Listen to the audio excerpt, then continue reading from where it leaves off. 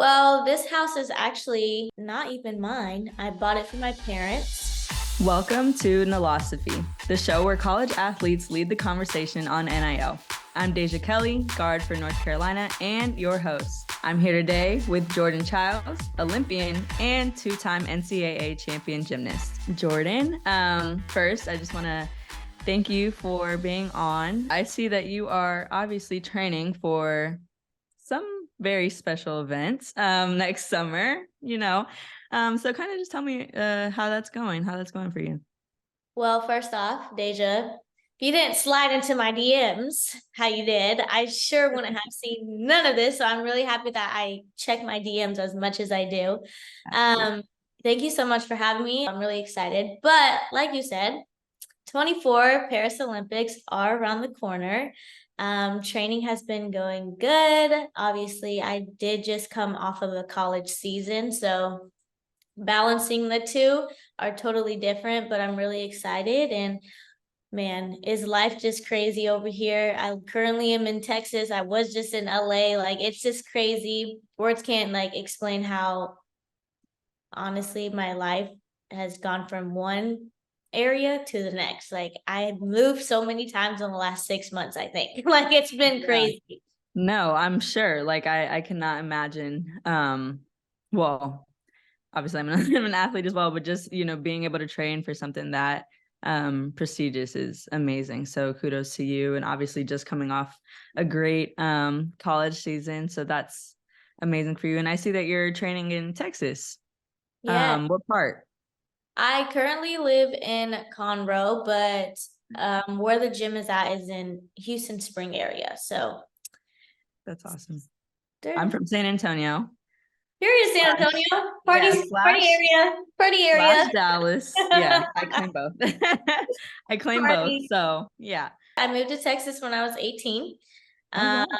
because of a coaching situation actually that was happening with my old coaches back in Washington. I was verbally and emotionally abused, so I had to switch gyms. So that's why I came to Texas. But I have been living here for almost 5 years, so I consider myself a Texan. So it's Okay. yeah. Okay. Got you. That's fine. That's fine. Well, I'm hoping that you like Texas or have liked it so far. I love it. Seeing that you bought a house in Yes, I did. Texas. I did. Hello, that's amazing. So kind of just give me a little rundown about that and like what went into your decision to kind of feel like it's time for you to take that, because it's a huge step. And obviously with you being able to be still in college, you're just 22 years old, 21, 22 years old, like to be able to buy your first house is amazing. So just kind of talk me through that process a little bit.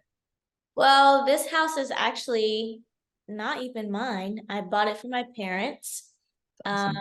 So obviously, you can be on the same side as me as this. What I'm about to say is, your parents have put every job aside and everything like that to make sure their kids are doing what they love. And so basically, I wanted just to give back what they were giving me. And I honestly, they picked this out. I didn't do nothing. They said, okay, though, this is the house we like. And I said, okay, go for it. Go look at it. Do whatever you got to do, because it's not my house, it's yours. So it's very, very nice, very modern. Honestly, for a 22-year-old, it's square footage is pretty big. I every single time I drive into the garage, I'm like, this is not my house. I did not do this. Like, what Right. in it? Like, no. But yeah, the process was really, making sure, saving and doing everything that you need to do in order to be able to, put down payments down and all that stuff. So process wise, it was stressful, very stressful. But at the end of it, it's like, waking up in your own house and feeling accomplished is something that is really, really cool. And I just am proud of myself to be able to do something that this big for my family. No, that's amazing. That, like I said, that's a huge milestone. That's a huge step. So to be able to do that, like I said, at your age and where you're at in life right now, like huge. So definitely be proud of yourself if you aren't already. With your college experience, obviously NIL was a huge shift in the college space for everybody. So just kind of talk me through the process of when NIL came along. What were your initial thoughts? What was your kind of process into maybe going into your representation? Like who kind of go into like who advises you, things like that. So after Tokyo 2021, prior to Tokyo, before I even went, I think, or was it when I came back? One of the two. It was either before I went or when I came back. I did interviews with a lot of like agencies. And so I wanted people like right when I was done with Tokyo, just right there, ready to go, because representation is something that you want people to like brands to know, like you have somebody that's representing you and all this stuff. So I was interviewing people. I have a team. It's called Select Management. And I also have a PR team. It's called RNC, Rogers and Cowens. So they have honestly been immaculate. Like words cannot explain how my life has changed so much from being able to be like, hey, Jordan, you have this, that, and the other. Da, da, da. Like, okay, fine. I can work around my day. Like, it's been amazing. So Right. being able to have those people and also them knowing who you are as a brand is totally different. Going into NIL and the whole switch and everything of, being able to do both, I didn't know what to expect at all. I was like, NIL, name, image, and likeness. Okay, cool, great. Let's see how this turns out. Because obviously it can go left or it can go right and you're solid. And so for me, it went very well right. And I was just really excited just to be able to like embrace who I am as a person more than just my sport. And that's what I always tell people. You are more than just what you're doing, right? You have the ability just to go out there, explore, do what you need to do, but also you still have your sport because you're still gonna be known as that, right? You're still gonna be known as Deja. I'm still gonna be known as Jordan in my sport. But also, if you explore beyond that, I can be like, oh yeah, I was on the podcast where this, that, and the other, and the host was so and so, and they're gonna be like, oh wait, does she do basketball? Like, you know what I mean? Like, it's just a lot of things that I was able to explore beyond my sport, and I was really happy that this whole NIL thing has been a huge part of athletes because I feel like a lot of the time it's taken for granted, and Absolutely. it's a big change. People are getting used to it, but it definitely is a big change. And I encourage everybody to make sure they have the right support, right representation, the right people around them, because you also want to make sure whether it's a lawyer, whether it's a financer, whether it's a accountant, like making sure they know who you are as yourself, but also who you are as your brand as well. Because that can be something else. That's crazy when they don't know who you are, and then it's like No, yeah. And it all comes at once and it's just a big like exactly overwhelming. Yeah, it's overwhelming and it's a whole different space we have to navigate, right? So again, like you said, representation, I think that is huge. The people you are surrounding yourself with to navigate this process, I think is super important because again, like you said, it's different. It's a change. It was a huge change for everyone. No one really knew what to expect. Like you said, it could have went left or right. No one really knew. And it was kind of up in the air and it was like, okay, like I'll see what happens, but do I really want to go all in? Like, I don't know. Like it was a lot of uncertainty.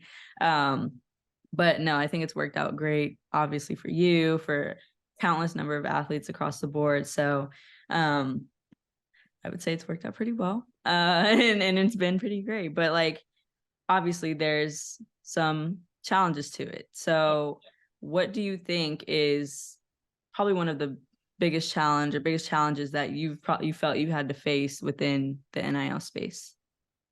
Well, with gymnastics, so we obviously like NIL, it goes by your school, right? Certain things have to be, done when you're doing a whole different like Team USA type deal.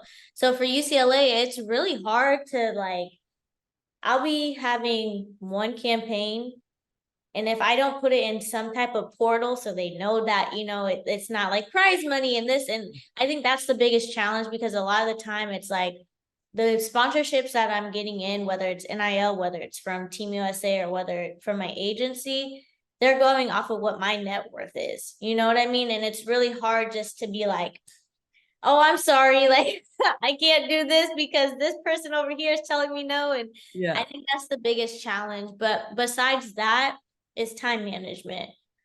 Being able to, make sure you take time for yourself, but then also you have a job to do. It's double jobs. Like at this rate, it's triple job. You're doing school and your sport, and you have business to do. Like you're your own business. So being the owner of that is definitely the most difficult thing, I think I would have to say. Because it's like absolutely.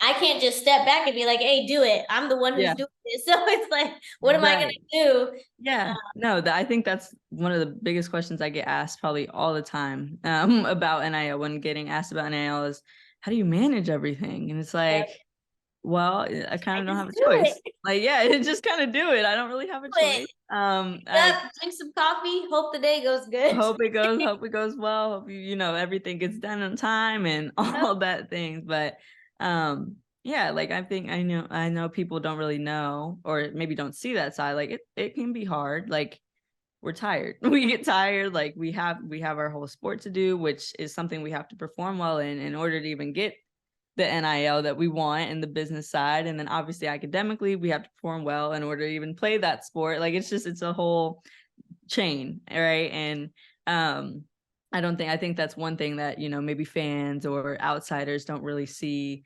the deep Yep.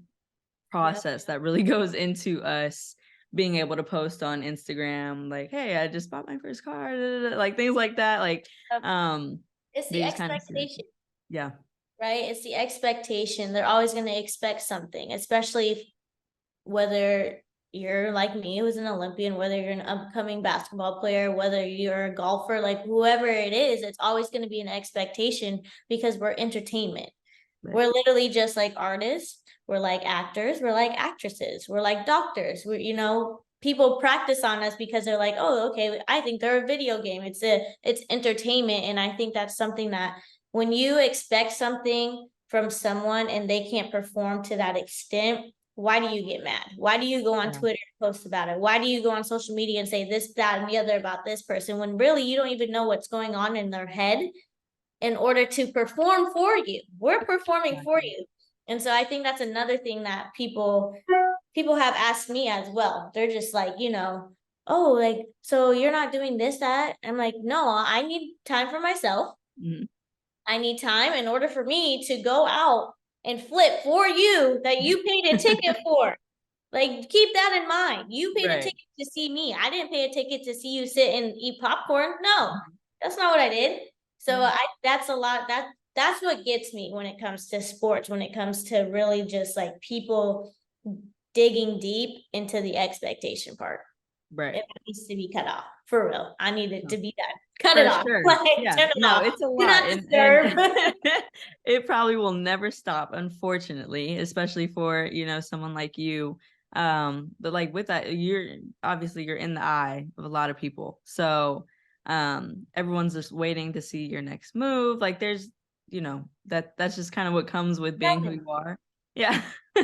24/7. I wake up and people are like, Jordan this, Jordan. I'm like, can I? Yeah. I'm going back to Can sleep. you Good breathe? Right. Can you take, yeah, exactly. Can you take a step back? Like, night. no, but obviously there's pros and cons to that, but I'm sure it's hard. It can be hard, like you said, because we're at the end of the day, we have to perform well for these people who are watching from behind the screen, right? So in a way, has that affected your mental health at all? Like, because again, it can be a lot, it can be challenging, but at the end of the day, it's our job. So there are some pros to it as well. Mentally, I would have to say yes. I've been mentally drained to a point too. I was literally calling my mom saying that I failed at everything. Like literally just I don't know what to do anymore. Like that type of cry, like no words coming out, just speaking gibberish at that rate. But I had to also express to I did go to a sports psychologist, so that helped a lot. I did, I'm gonna tell everybody, go talk to somebody, whether it's your friend, your parent, your grandma, your grandpa, your aunt, your dog. Just talk to somebody, write it down, do something because that actually helps. I didn't think it did. until I did it.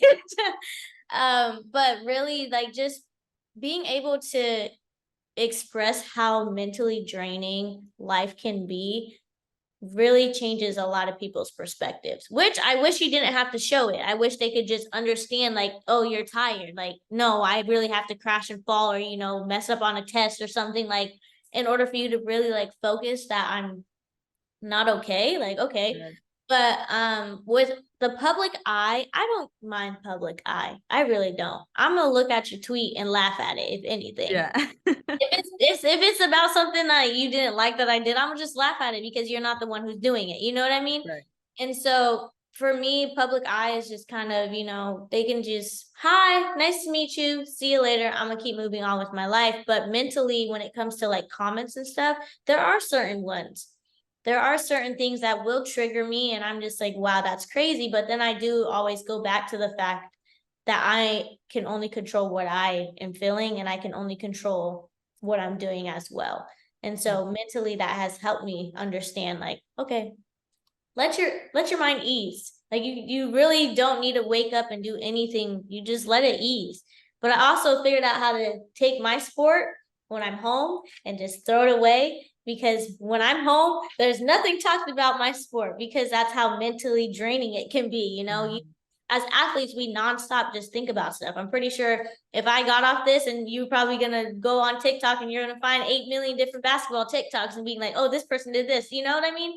But it's like I've trained my brain just to be like, when I'm home with family, my dogs, whatever it is, watching TV. And then when I'm in the gym, that's where my mind is at.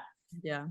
No, for sure. Being able to, it's a skill almost to be able to shift your mindset in that way, and to be able to block out certain things. And like you said, just being able to know when you're at home, like, I don't need all that extra stuff that I already have to deal with on a day-to-day basis. When I'm not with my family, now I'm with my family, it's Exactly. different. Like, please don't bring any of that to me. I've already, Exactly. right. Yeah, I already have to go through that every single day. So, no, just being able to navigate that. And like you said, the social media part, it definitely, I don't think people realize how much that can be draining and how much that can take a toll on our mental. Because they see us on it all the time, they assume that we just are like, oh no, like, it doesn't bother me, I love it. Like, yes, we're kids too, in a sense. Like, I enjoy being on TikTok, I enjoy being on Instagram, posting my cute pictures, like, but at Yes. the end of the day, there's some things that I might see, because at the end of the day, I see it all. I'm on Yeah. social media a lot, so I see it. But like you said, sometimes you're laughing at it, and other times you just be like, They makes you really said think. that. Right, like, really? Like, do they really think that? But it's like, at the end of the day, you can't really pay it that much mind, but it's like, Yeah. it makes you think for a sec. Right. It did. Yeah, like, I went through this little patch in the middle of the season, and there was these crazy things that people were saying on social media about me, and I usually am just like, whatever, like, I know that they're just talking, but for some reason I It just just had a hits. complete mental breakdown, and I was just like, we had a game, I think, in like 2 days from when I saw it, and I was like, I don't even want to play right now. Like, I am just in a hole. Like, it was that bad. And it's like, yeah, and people don't see that side. Like, it's like, Yeah. they think social media, whatever, maybe they think we don't see it, maybe whatever, but like, it can get hard, it can get challenging. So kudos to us, kudos to you for being able to have to navigate that, because we Oh, kind of, kudos to you for playing literally at 2 days before a game. Like, what? oh my gosh, and I was freaking out because I'm like, this stuff doesn't usually bother me, I don't know why, like, I'm crying about it. And I remember What? calling my mom too, and I was like, Yeah. yeah, I was like, I don't know, like, I just can't, I don't know why they're saying it. Exactly. Oh, it was awful. But again, like, just being able to push through that, I think, and obviously within the NIL space, that puts us on a different pedestal, and in a different view of the public eye, because now they're really looking at everything, not just stuff that you're doing with your sport. Now they're looking at stuff you're doing off the court, stuff with your business, looking at what you're doing with your money. You're concerned about that, just a whole bunch of different things. So how would you kind of describe if at all, obviously you've made a good amount of money, a well amount of money within NIL. So would you say that the money has changed you for better or worse, obviously, in a sense, and just kind of has that changed your view on maybe college sports, maybe just the business side? Like what's your take on that? I'm gonna be completely honest with you. Please do. Money really didn't change my perspective on anything. And I think it's only because my parents taught me to be very like humble and be very like, you're Jordan Chiles and always be the best version of Jordan Chiles, right? So for me, when the money came, I'm gonna tell you this straightforward.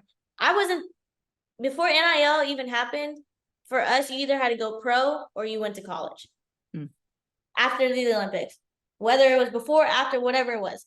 For me, I knew I wasn't going to make that much money for going to one Olympics and, whatever I won there, because that's like, as a gymnast, we're not like you guys. Y'all get paid like NBA players and WNBA, like y'all get paid. Well, NBA, not WNBA. True. Not yet. I gotta cut the. Not yet. Right. Like we're not like every other sport in that sense. Like we're not like NFL. We're not like basketball players. Definitely not like tennis. Like, so I had to choose, and I already had told myself, okay, I'm gonna go to college because I want that college experience. So when the NIL changed, my mind didn't think of anything like at all. It wasn't, oh, I have money now. Like, let's go do this. Like, no.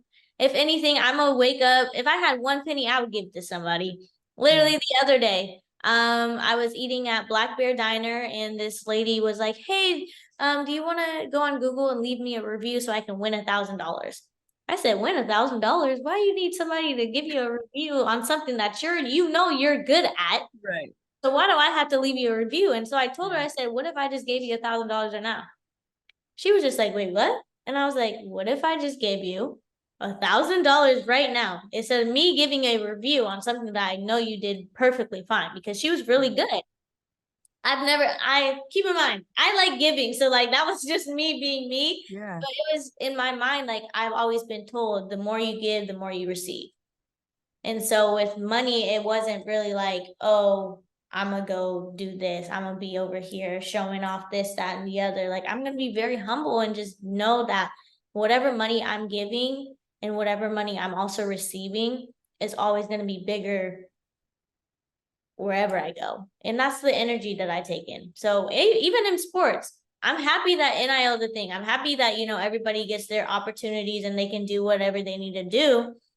And I really think it's cool because in college, yes, they use our name, they use our image, they're using everything that we quote unquote signed up for, because we did sign a scholarship to that place. But at the same time, you're using money on other things and not your own athlete.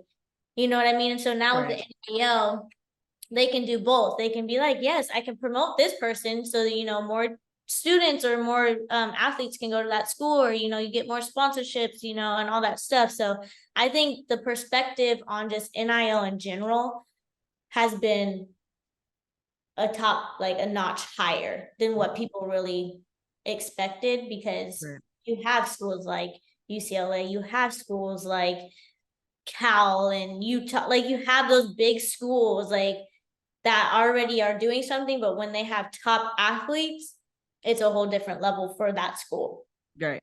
Absolutely. So. And it's a different thing that they kind of have to, exactly. Have to portray and show and things like that. Like it's just different. It's a different space, especially when you have top athletes like that. Like you just have to kind of handle it differently. You have to carry it in a different way. Which I think is really interesting to see at different universities, because it's like, I wonder how this is going to play out with this specific athlete. Like things like you right. Like it's wonder you be keeping your binoculars right. on. Absolutely. You're wondering. You're like, I'm on the lookout now for what they're going to do with XYZ. Right. Exactly. So like, what are they going to do? So how's this happen if they go to this school? So what's that plan going to be like? Like, how are y'all going to build around that? What's next? Exactly. Like it's. What are you going to promote? That's another thing, is promoting. How are you going to promote it? Because you can use whoever you want on any banner for basketball, football, the schedule and all that stuff. Our schedules, we have like, our pictures, and it's like, how much are you going to get off of that? Mm. Like that, there's just a Yep. lot of things that go into play. A And I'm lot of just like, different stuff. business, so Jesus. Business is business, exactly. But lastly, as we're kind of wrapping up, this is probably the biggest question that I've been wanting to ask you, just kind of what does building that like generational wealth kind of mean to you? And with that, like, are there certain aspirations? Like, what are aspirations for future impact that you are kind of eyeing right now, or that are hoping to achieve one day with building this generational wealth while you're in college? Like, what does that mean to you? Ooh, that's a deep one. Um, oh. Okay, I'm gonna say this as being, we're in our 20s, right? We are part of this new generation that has started something different. And so for me, the generational wealth and everything that's gone into play is just being able to give the younger generation the ability to understand that we didn't get to this point without going through certain paths. We didn't get to the people we are now without going through the sweat and tears, without, going to school, getting good grades, being able to, give back, do what we need to do. And so being able to have this now, I just want everybody under and even above. Trust me, I've had older people ask me, like, so how does it feel? That I'm just like, you are 42 years old and you're asking me this question. Right. Like, what are you doing? Like, I don't know. Okay. I don't know how I got here. Just I got here. Right. But just like the knowledge, because everything is taught. But that also goes into play is how you were put into that position to get taught. Not everybody's parents are the same. And so I just, as us being able to already be the first to do what we're doing, it's just giving that perspective for the younger generation to be like, okay, if she can do it, I can do it. So like, that's how I think. No, for sure. I think that's great because obviously it's important for us as these, people that the younger generation they're looking up to, for us to be able to utilize that to our best ability. NIL, like I said, has created huge opportunities for us to do that in a way. Like people hosting their own camps. I'm hosting my own camp. I did it my first one last year. Yeah, thank you. But like, it's called the Deja Kelly Empowerment Camp, and it's not just about basketball. Like I'm giving different tools about financial literacy, social media branding, just kind of the recruiting process, the business side, just giving all of those little tools, even though they're young, being able to have those tools at a young age, because you never know what their experience is like with maybe their parents, who their support system, everyone's path is different. So again, just utilizing our platform in that way to be able to give back as much as we can, because again, everyone's journey is different. And that's the point of this podcast as well, is to kind of hear different journeys and hear how people got to where they are and what they're doing now in that space, like once they have, with the opportunities that NIL has provided, right? So again, I think it's all been great, just seeing different athletes, kind of utilizing that in different ways, because maybe it's not a camp, maybe people are just donating to a certain charity of their choice, or just doing a back to school drive, like just things like that. I think just being able to see us athletes doing is amazing, and it's only going up. I think it's moving in the right direction. And again, hearing your story has been amazing. It's Thank truly, you. no, it's been amazing for real. And for you to be training right now, I know like you're super busy, so for you to take the time, Girl, no, it's all good. I'm the type of person, I'm gonna tell you this, and I know that they're trying to be like, hey, you gotta get off. Blah, blah, blah. I'm the type of person I will keep having a full on conversation until I can't no more. You can even ask my PR person on here. She's gonna be like, yeah, she talks forever. But I feel like, I'm only gonna say this because I feel like people need to hear your story as well. Because just the energy that I'm getting through the computer, I know that sounds really weird, but just like your energy and how you are, I feel like there's a lot for you to express within yourself. I know I don't know you very well. I know I've met you through social media, but I feel like your story within itself is also unique. So I feel like without this whole process of you guys starting this and everything like that, put in your two piece, put in your, your side of it, your knowledge on how you experienced a lot of those things. Cause then, hey, anybody can be like, oh my gosh, y'all, this really happened? Like what's going on? Because they don't see that. And that takes us back to what we were talking about earlier. So I do have to say, like, whatever your story is, girl, let me hear it. I want to hear it. I would love to hear your story because honestly, it's something that I feel like people need to hear. But yeah. Well, definitely soon. That is the plan. So soon. Just be on the lookout. But again, I really do appreciate you taking the time to share yours. I know it's not easy. I know that again, there's certain things that maybe you have shared multiple times or that you haven't shared yet. So again, I just appreciate all the info that you have given, and hopefully people watching this will take a nugget or two from you. Good luck with everything. With your training, I know that is not easy. So I am, I saw the Olympics in Paris. So I'm like, maybe I should just go out there to watch. Like, I've never seen it. So you need a ticket. Let me know. You need a ticket. Absolutely. Oh, I might hold you to that, right? But again, good luck with everything. Truly, you are a superstar. You're amazing. So it was so great talking with you. No, thank you so much for having me, and continue being you, honestly. You're so much joy. You're bright. I love it. Your energy and everything. So definitely going to be an amazing host on this next series. So thank you guys so much.